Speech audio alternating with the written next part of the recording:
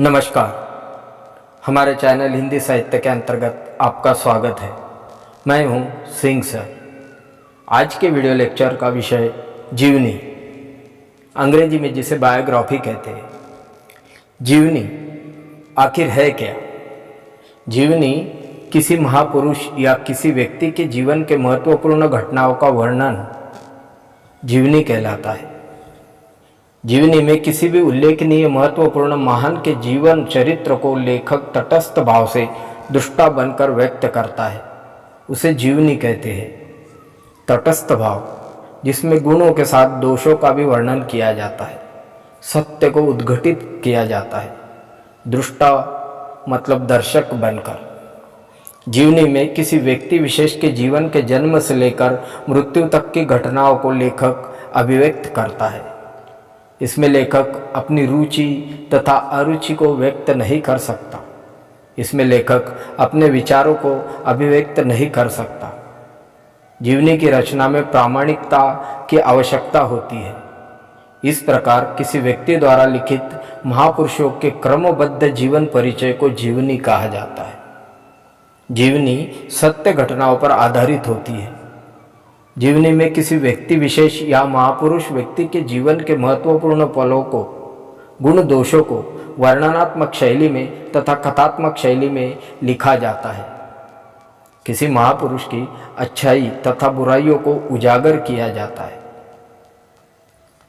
सर्वप्रथम जीवनी बाबू कार्तिक प्रसाद खत्री ने सन 1893 ईस्वी में मीराबाई के जीवन चरित्र पर लिखी थी।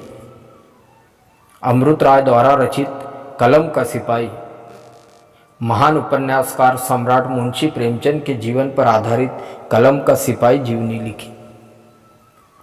बापू रचनाकार घनश्याम दास बिड़ला, इन्होंने महात्मा गांधी के जीवन पर जीवनी लिखी। जीवनी में रचनाकार या लेखक जीवनीकार किसी के आंतरिक जीवन के पहलुओं, विशेषताओं को बाहर प्रकट करता है। अतः हम कह सकते हैं जीवनी किसी दूसरे व्यक्ति की जीवन कथा है। व्यक्ति विशेष के जीवन पर जब कोई दूसरा व्यक्ति लिखता है तो उसे जीवनी कहते हैं। जीवनी स्वयं के द्वारा कभी नहीं लिखी जाती। खुद के ऊपर कोई जीवनी नहीं लिख सकता, बल्कि दूसरों के द्वारा लिखी जाती है। जीवनी किसी महापुरुष के मरने के बाद में लिखी जाती है। जीवनी अनुमानित होती है।